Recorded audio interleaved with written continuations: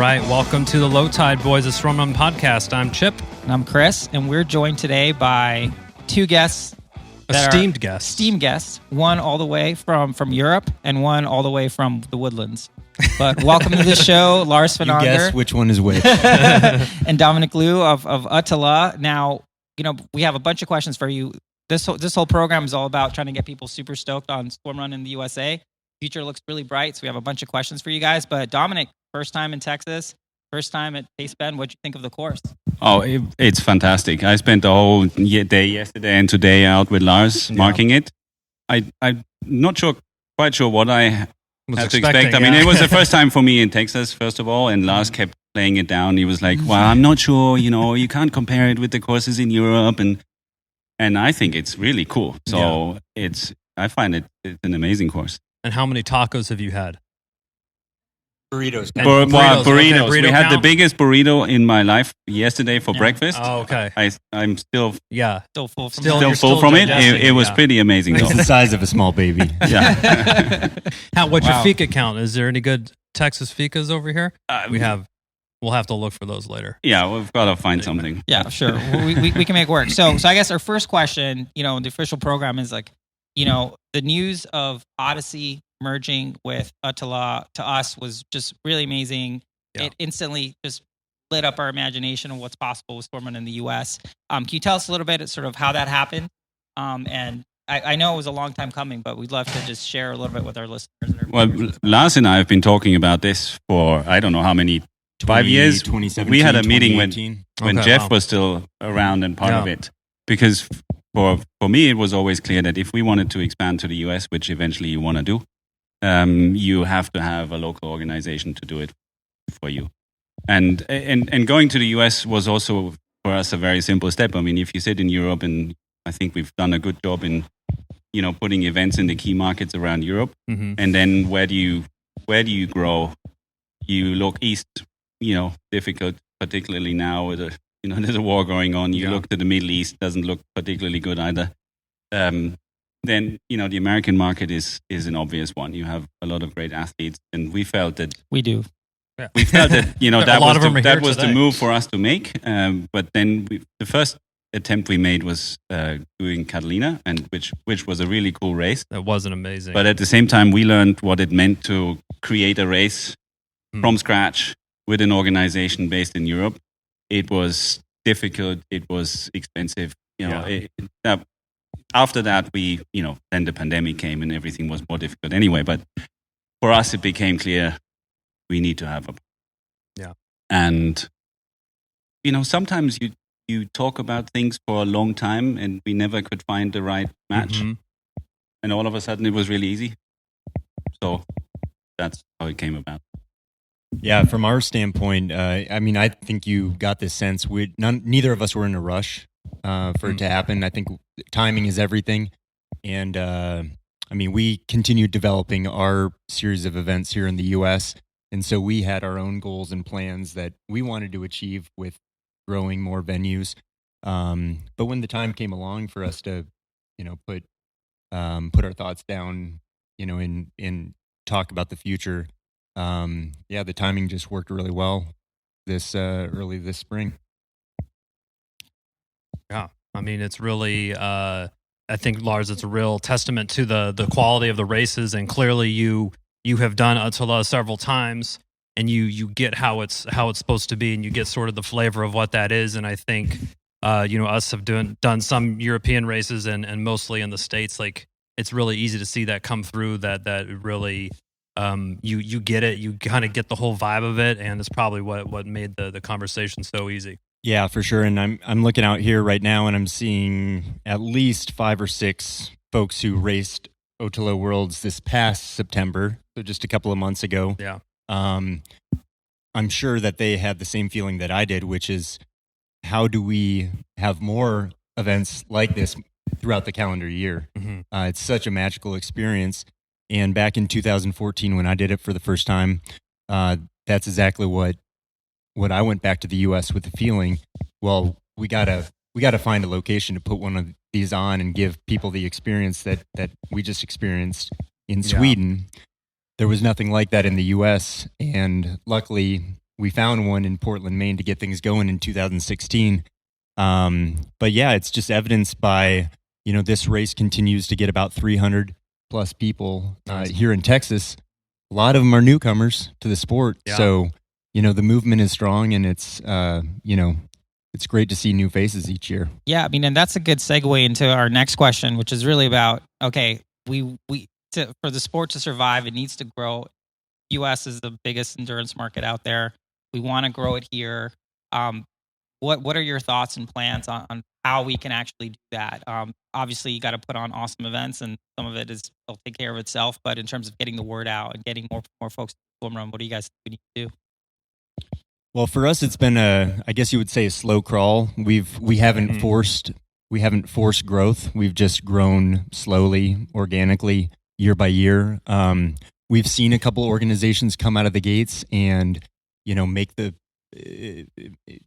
have all the bells and whistles, only to have maybe a dozen athletes on the starting line, and that doesn't help anyone out, because you just can't make ends meet if that's the case. We haven't tried to be bigger than our britches, so we've grown just slowly and surely. And I think that patience, in 7 years, we started 7 years ago, it does require patience. Every year you have to believe in the vision of what you want to achieve.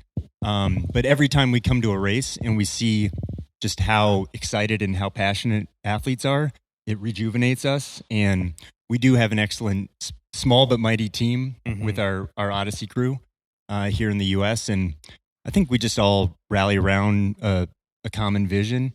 And so I think it's just about continuing to put on new opportunities for more athletes to continue to get a chance to race. Yeah, same on our end. I mean, you've all seen it. You put on a good race, get people to have a good time. People go out and tell someone else about it, and then eventually, I'm hoping we're getting to that tipping point where a lot of people will come. I mean, we're now post-pandemic. We're growing again. For us, it was a really good season in Europe. I mean, we've had double the numbers both on ÖTILLÖ and in Engadin, and we had the season finale in Cannes with close to 800 people. Wow. Which was the biggest we ever had. We've seen across all our races this year a huge number of new people. I always, the days before, I reviewed a list of participants, and I think in Engadin in particular, I went through it and I was like, right, I know no one. Which is really cool, because then, if these people go out, and obviously we do a lot in our communication, and we try and use social media and put a bit of money behind that to spread it. But the event is really the trigger. If people go home, say this was really cool, and tell their friends next year we've got to do it, then that's really good. One thing that is a challenge at the same time, the spirit, and I see that here, same way as in Europe, is amazing amongst the community. Everyone is so open and friendly and helping each other out, and that's super. And that's, I think, been in the DNA of Swimrun for years and years. Yeah. To then protect that and make sure that everyone who comes in new understands that as well. So we're it's all about talking and getting people involved, and same thing as you guys do, spread the word, and then we can maintain that. One thing that we wanted out of the gates, which I don't think was the right answer, is we thought, we all come from the triathlon world. Triathletes would love to do this. We need triathletes. It's a no-brainer. How many of you guys are triathletes who are out here today? Right, so about half the hands. About half the hands. Half the hands, and we have a couple waffles and how many of you still regularly do triathlons? So we got a couple. A couple still. And how many of you are adamant that you don't want to do a triathlon, which probably means that you're not a cyclist? Oh, we have more of those people. Okay, so definitely more of those. So, but out of the gates, we just assumed, this is the next step for triathletes. It's going to be gravel cycling, it's going to be ultra trail running, and it's going to be swim run. All three of them. Well, we've seen gravel cycling take off. We've seen trail running take off. And swim run is just a little bit, I think, a slower movement. Lower burn, yeah. There's a little bit more specialization when it comes to that. And I feel like I always have to remind myself that swim run is such a small sport and so niche that we've all discovered it. We all love it, but there's people, they just still have no idea it exists. So many people have no idea. We were in downtown Austin, and we had two people come up to us while we were having a coffee, walking around Town Lake Trail. And one was a group of 50 athletes. They're essentially CrossFit athletes. Okay. Part of Brian Mazza and Eric Hinman's, what did they call it? Like high performance lifestyle training or something like that. Wow. Those Sounds guys, expensive. those guys lit up when they heard about Swimrun. Now they were part of a ongoing 4-day camp, so they're not going to be here this weekend. But that just, I think, makes us reframe who we maybe look at as future swimrun athletes. Yeah. I know Philip, Andy Hewitt, Sean Dirk, and others. They came from the November Project events, Group fitness. Group fitness.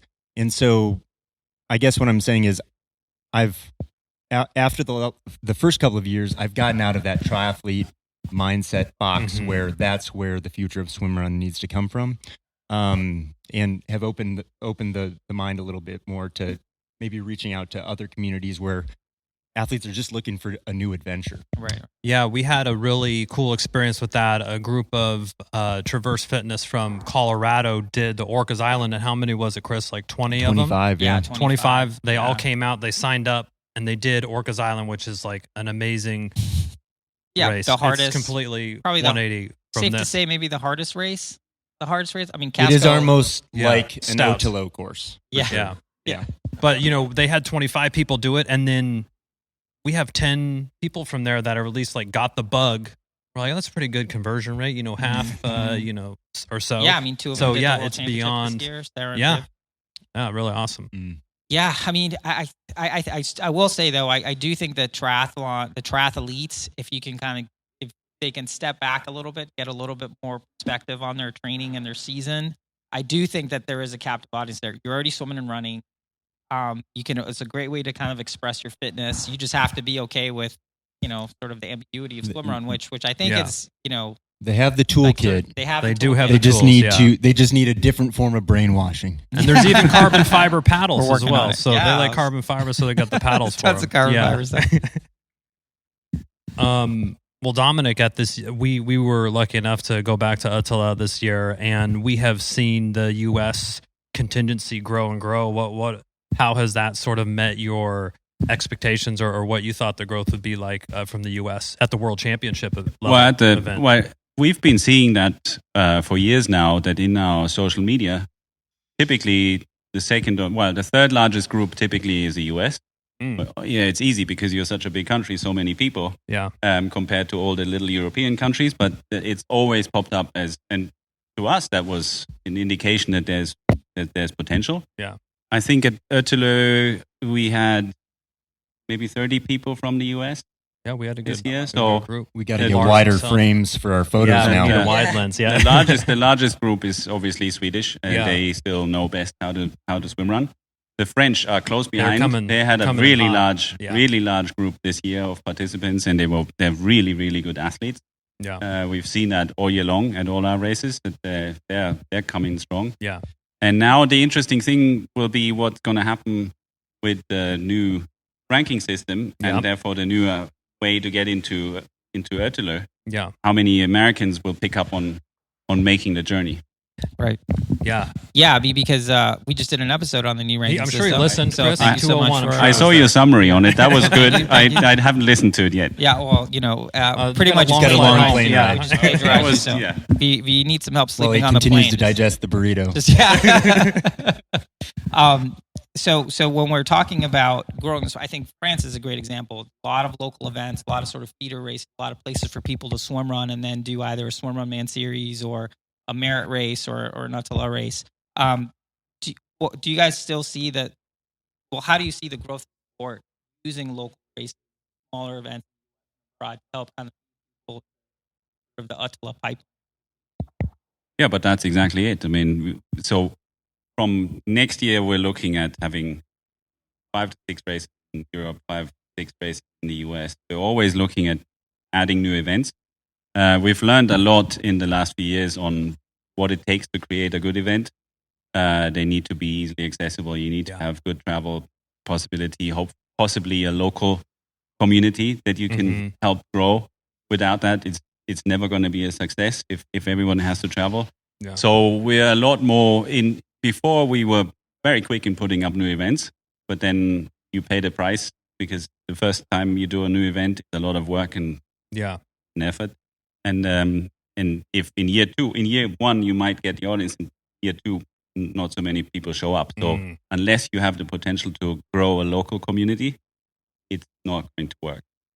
But the perspective for us, or the long-term vision really is that we want to have maybe 10 events in Europe, 10 events in the US, and 10 events in the rest of the world. Mm-hmm.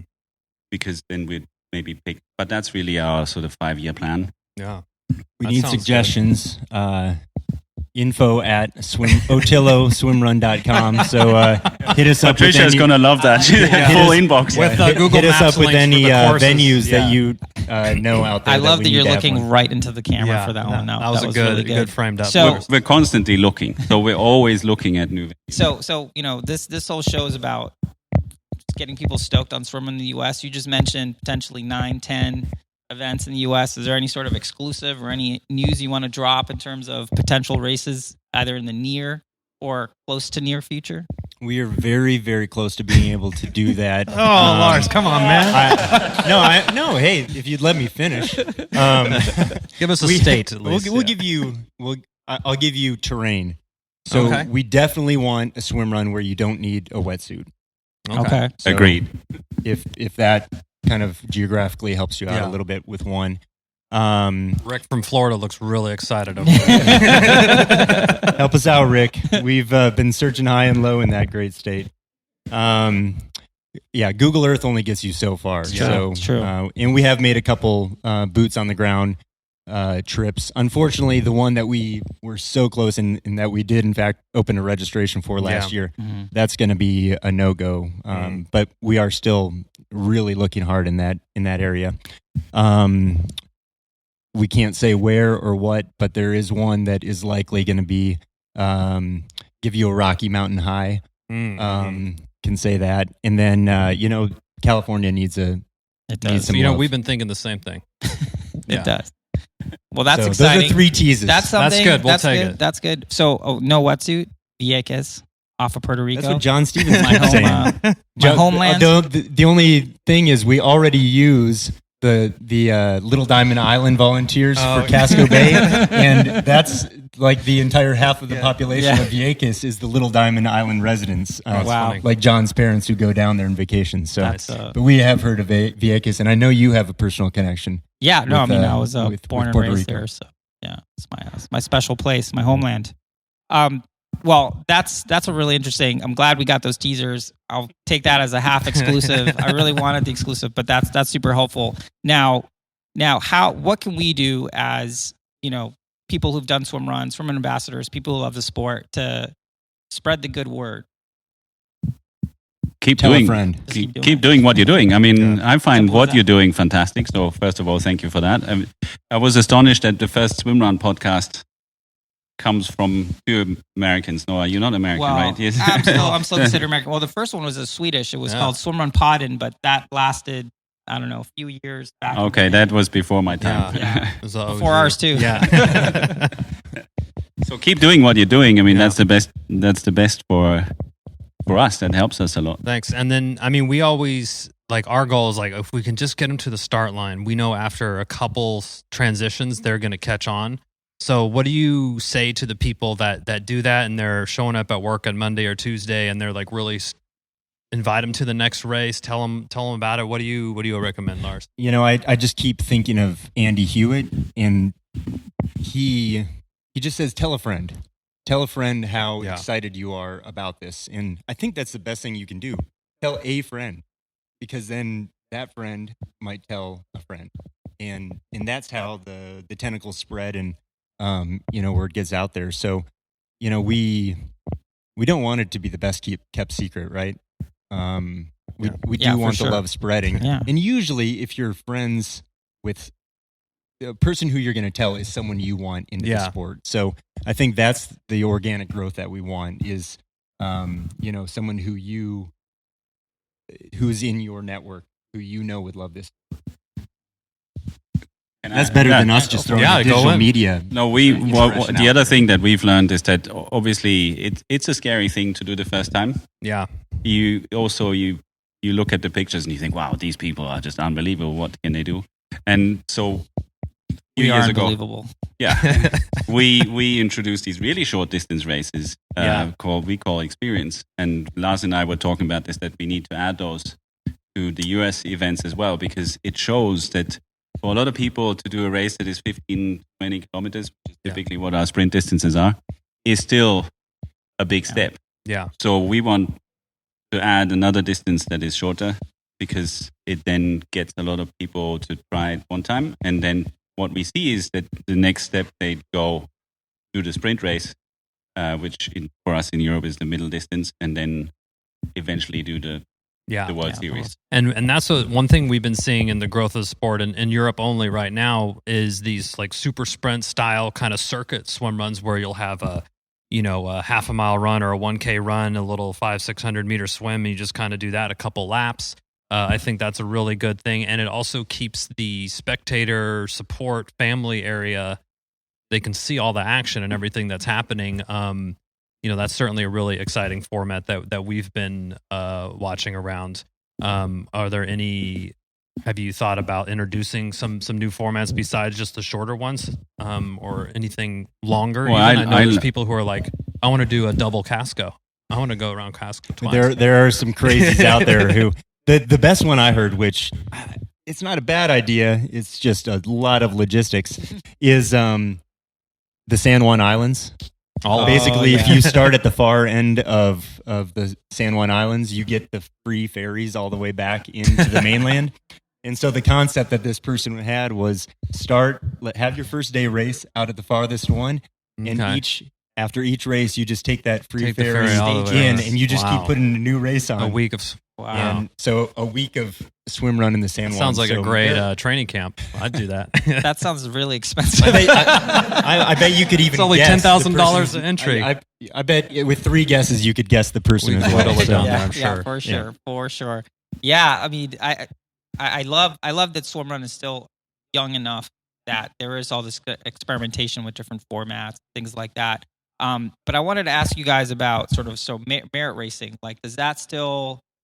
Where do you see that filling in or fitting into this plan for expansion in the US and the use of merit racing as other ways for people to collect ÖTILLÖ points? Well, I mean, first of all, we changed the whole Yeah. ranking system earlier this year because we felt that in the past, no one was really paying attention to the ranking. I yet have to find someone who really understood how it worked.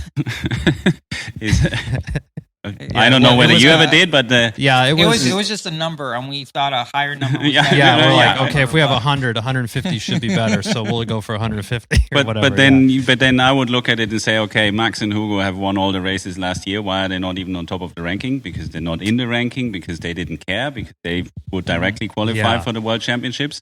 Okay. And so that all we changed, and also the allocation to people individually collecting points. And we've seen from the feedback that we're getting, so many people that's catching on now. So we're getting, after every merit race and after every ÖTILLÖ race, people are coming back to us and says, I can't see my points yet, and what do I have to do? And I need to swim run ID. So people are asking, and I had a lot of questions today. Okay. Oh, so what does it mean now? And how does that help us to get to ÖTILLÖ? And I think it will really change the whole dynamic of the ÖTILLÖ qualification, because when it's funny, I mentioned that earlier to Marcus Barton, when we first introduced the new ranking system, it took him, I think, all of 15 minutes to send me an email and say, this is going to make it a lot harder for us Americans to get to ÖTILLÖ because we have no direct qualification anymore. And I thought, yes, unless you're doing Austin tomorrow. Yeah.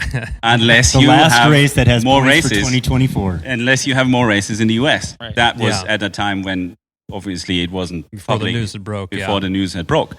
So, but looking at it now with 5 races, you have 5 races in the US where you get full ranking points. Yeah.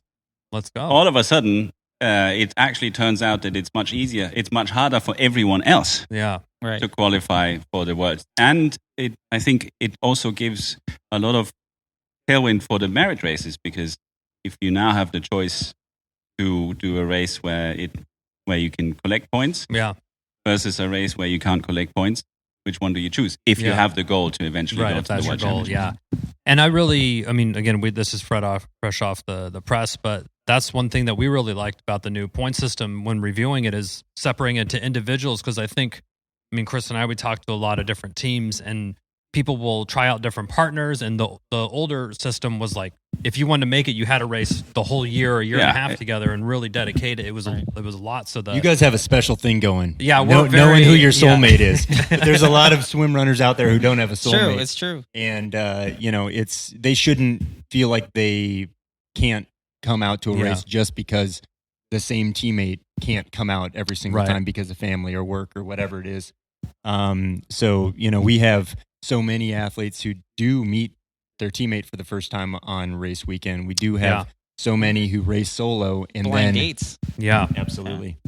Well, I agree, because I feel like what the new ranking system does, it sort of reflects what's actually happening in the swimrun community, which is Desiree is racing in the mix, then she's racing with Annika, then she's doing, it's like it's a different way of experiencing sport. Like, I'm interested in racing in the mixed category just to be a way to experience. You can still get points. And you can still get points. And then when you make your decision of what team or who you're going to partner up for the world champs, then you can be a little bit tactical. Okay, I have 120 points, I have 95 points, maybe that's enough. I think we also hear that a lot, that people say, oh, but now I have to make a decision in the middle of winter on who I'm going to race with.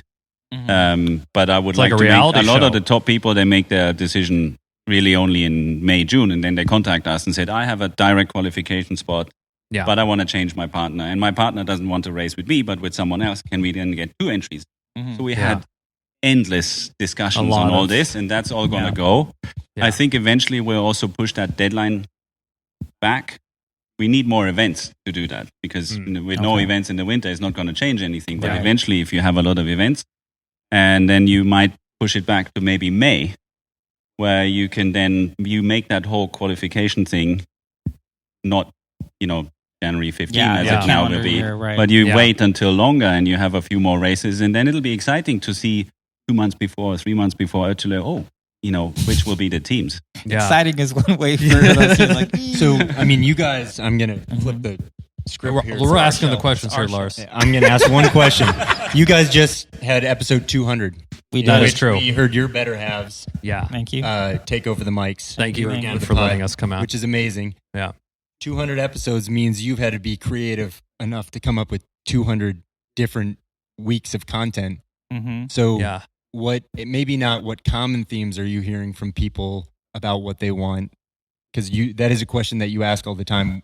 How can we grow this sport? But, what do you guys see as just a no-brainer, idea, way, something that we need to be implementing out there?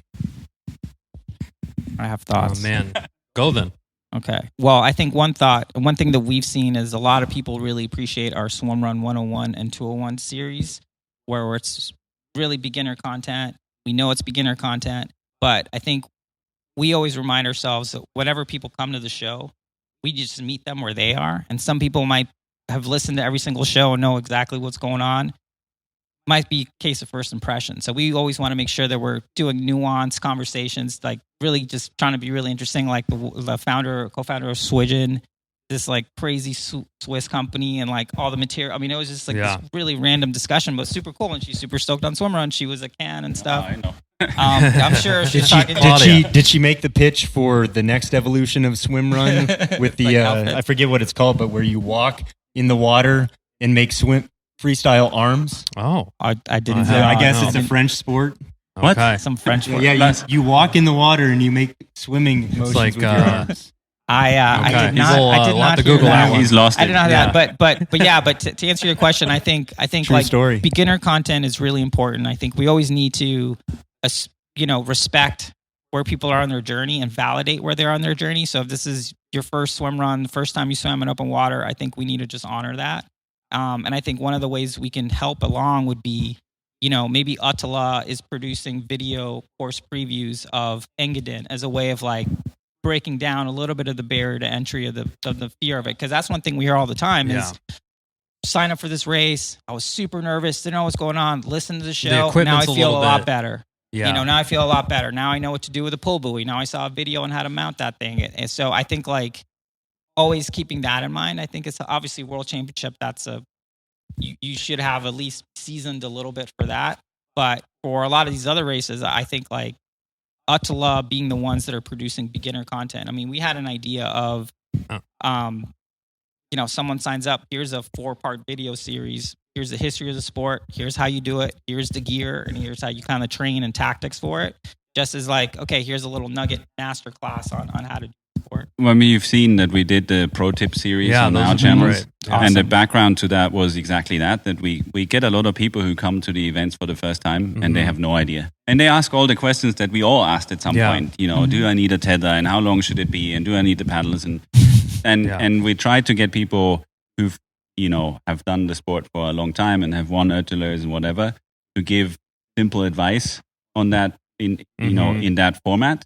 And at the same time, it helps to introduce the heroes of the sport to this new audience, so they know, oh wow, these people have won the ÖTILLÖ race several times, and in their advice, it's fun for them to see that. And then when they come to the event, they say, oh cool, these are the people I've seen in the pro tip videos. So we need to also help build our stars, because and give them a lot of presence in our channels, which is something I think we haven't done enough in the past, because we have amazing athletes out there. And they're more than happy. And that's what we've been seeing interacting with them is like, they're more than happy to chat, and there's no secrets. It's like, you want to know how they're training or what gear they use, they're more than happy to tell you. And on the themes, on the outcomes that we're seeing is that I feel like everyone we talk to is always saying, that was so fun that I got to do that with my buddy Chris or so-and-so, or my friend from work or whatever. And like just the adventure and the experience with someone else as a partner.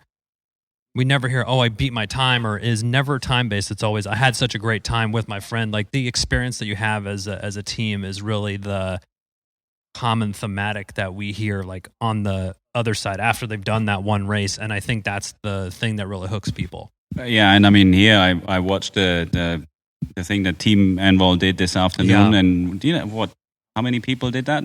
60 or 50, something. 60 or something. I thought it was really cool, and I was listening in a little bit and it's perfect because you have people who do this for the first time, and you have people who have a bit of experience, and they just welcome them and say, well, ask your questions, and we help you around. And also tomorrow in the race, it'll help to people know each other. Yeah. And, if someone is struggling or if someone falls or whatever, you help each other out and you pick them up. And that all makes it special. And that all helps new people find their way in to that community. We're also both, our group, I should say, but we're both trying a new tactic as well, which we are for the first time this weekend. You guys have this season, which is actually have someone who is not a swim runner handling our social media. Okay. And so Courtney's out here this weekend as a mountain biker. Yeah. Never having witnessed a swim run before, but understanding endurance sports. Prepare to be amazed. Yeah. And they have Martina. Yeah, we have Martina, who's come from all kinds of an incredible athlete, sports. Lives in Zermatt, Switzerland, so is around action sports all the time.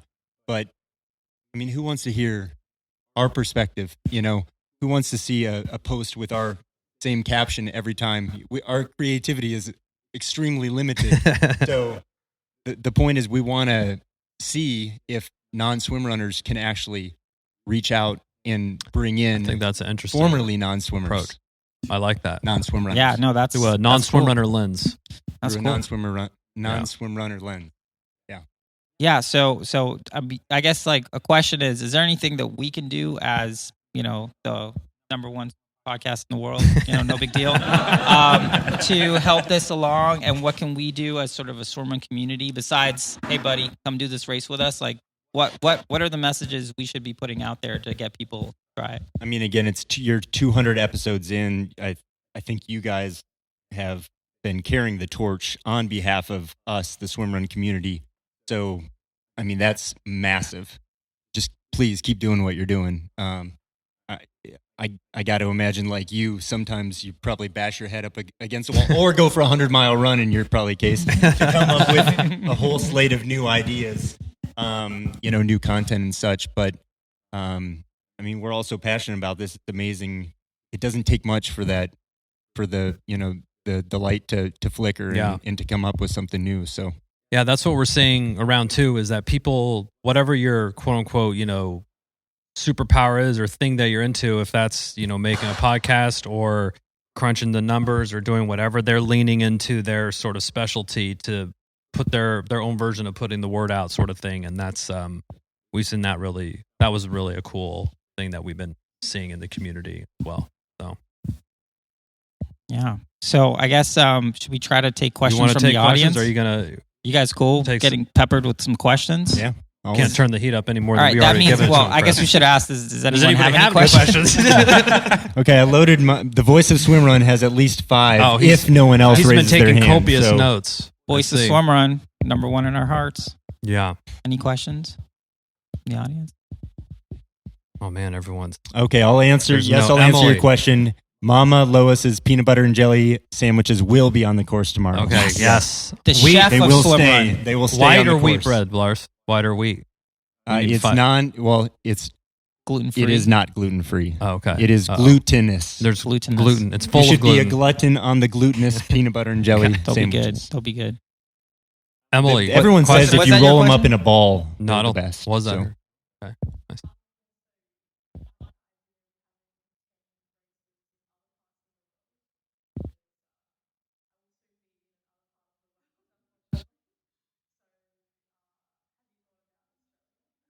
Okay, so the question was a recap from Emily. Dominik said 10 races in the U.S., 10 in Europe, 10 in the other parts of the world. Emily, going back to Australia, says, any thoughts about Down Under?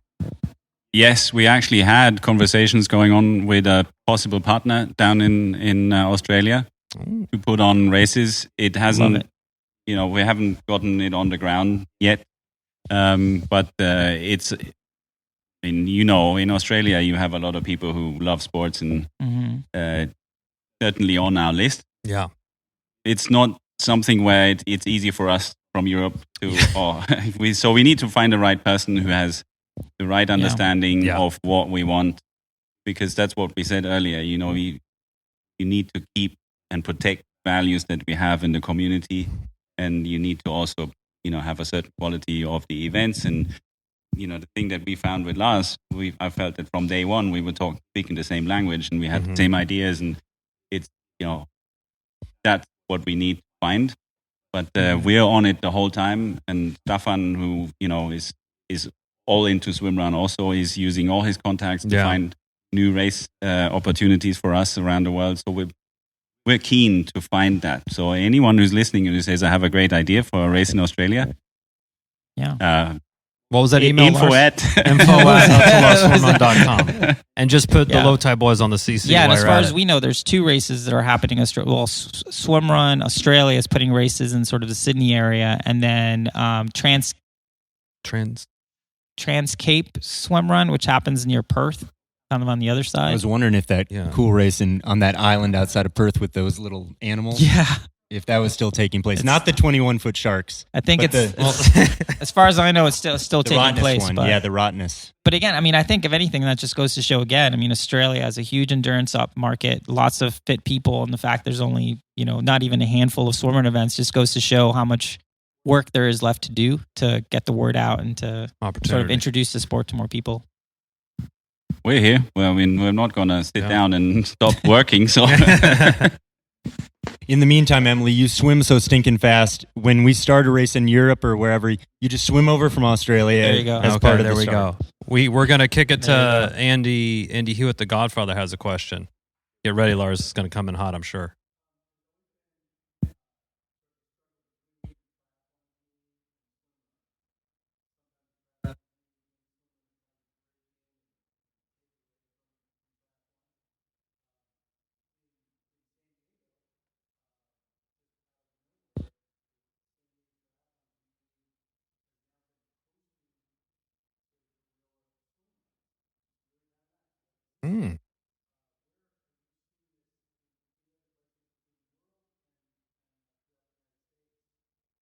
Okay, so to Yeah. quickly summarize that, Andy says down in San Diego, there's been the San Diego Tri Club has been hosting swim runs. How do you see that throughout the? I first rest want to of the know states? if these are Godfather of swim run No. approved swim runs, meaning are they aquathlons or are they swim runs? This is legit.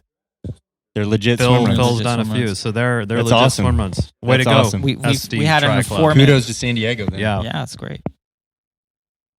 Have you seen that around anywhere else that you're hearing? I mean, in the Woodlands, Texas, in preparation of this race, the first year, we a couple local clubs in town would go pool to pool because we don't have any water that would be worth swimming in. But we would run in between pools and then do snake style swims where you go down one length, go up the other, and get out of that pool. It's about 200 yards of swimming, and then you run to the next. It was very run heavy. Yeah, but it's all about getting people in the mentality Mindset, of it. Elsewhere in the country, I have not heard. Dominik's probably going to say in Europe, it's everywhere. We see people in Stockholm I was going to running. say something Yeah. different. I mean, we get that question a lot. That swim run as it grows and it gets more professional, it's going to turn into something like triathlon. And well, there's this fear out there, but my answer is always the same. I think we're successful because we are different. So you want to distinguish yourself and have your own uniqueness. Yeah. And that's what makes swimrun successful. Now we see, in answer to Andy's question, I mean, we're being approached by Triathlon Federation. I've recently had conversations with the French Triathlon Federation that are helping. They are trying to help swimrunners, so they now have a bit of a budget where they can support swimrun and swimrun athletes, which I think is Awesome. fantastic. We're also, I have a meeting set up actually with some triathlon people in December. In general, I think this swimrun, we're much more adventure racing than we are, fighting. Yeah, time trial. Time trial type of attitude. As you said it earlier, people just want to complete the race. No one cares whether it takes them 2, 3, 4, or 5 hours. That's never on the agenda. People want to go out and have a good time, and they like this, the diversity of the courses. And I always say swimruns are like endless scroll for outdoor lovers. Yeah, you get a new impression and a new experience every time. Yeah. Every 50, 100 meters, you're like, oh, now, the terrain changes, the currents change, the water changes, uphill, downhill, whatever. That's what makes it special. And no one looks at the clock and says, oh, I'm behind my average on anything. Who cares? Yeah. Good point. Right. Any Does last that answer the question? buzzer beaters? Satisfied, Andy? Okay. I think that. Oh, we got one more in the back. All right, Emily.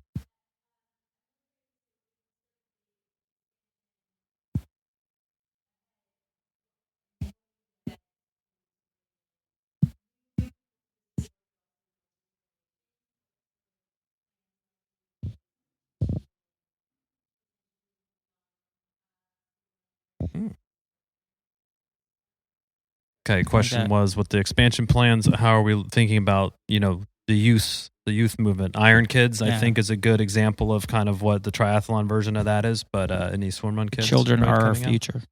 We see that a lot in the experience distance. Okay, we see parents with their children On the bucket list participating. for us, I for sure. have that on the list to do it with my kids. So Same.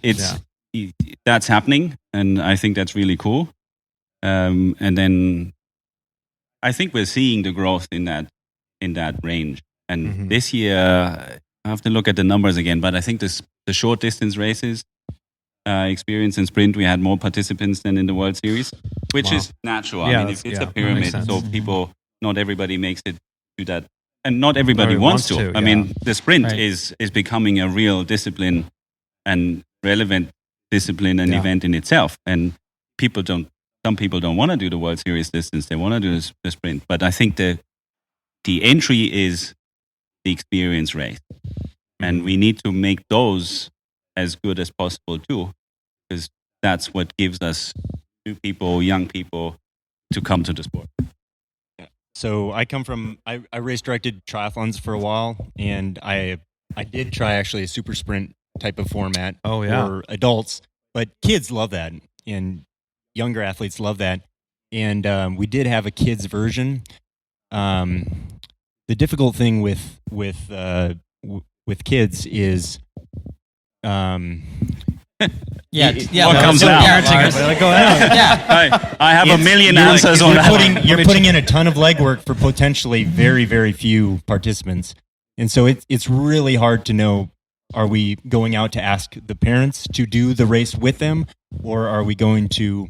There's a growing movement of kids triathlon clubs and such out there, and so do you go to the club director, the coach of that team, and say, "Hey, just once a year, come out and try this." I've seen images of your different races where you have quite a few parents who do race with their kids, or even families.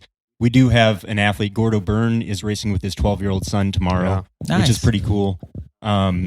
So there are outliers, but I think where it has to meet is how do you make it viable, and how do you if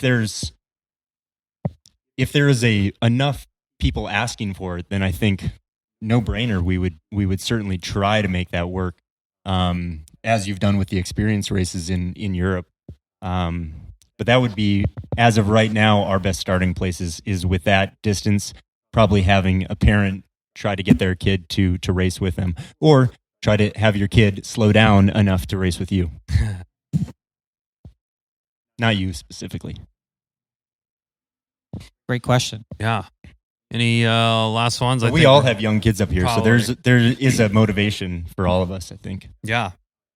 Well, I mean, for sure. Dominik and Lars, it's been really awesome, and thank you so much. I know Chris and I have been really wanting to chat with you all for a while, so we're glad we can make it happen. Thanks for everyone that showed up tonight. But we're speaking for everyone that showed up about how excited we are about the growth of swimrun in the United States and ÖTILLÖ's involvement for sure. Yep. And we're all really mostly looking forward to racing tomorrow. And we said in 2020 we thought that was going to be the year of swimrun, Catalina and everything. Or 2020, yeah. I'm just going to revise that. I think 2024 is going to be the year of swimrun. And I think we're all going to have a lot of fun. So thank you so much for partnering up and for continuing to put on awesome events for us to enjoy. Well, thank you. Keep doing what you're doing, and thanks for having us on the show. Yeah, of course. Yeah, awesome. Won't be the last time. Thanks everybody for coming. Yeah. Thanks.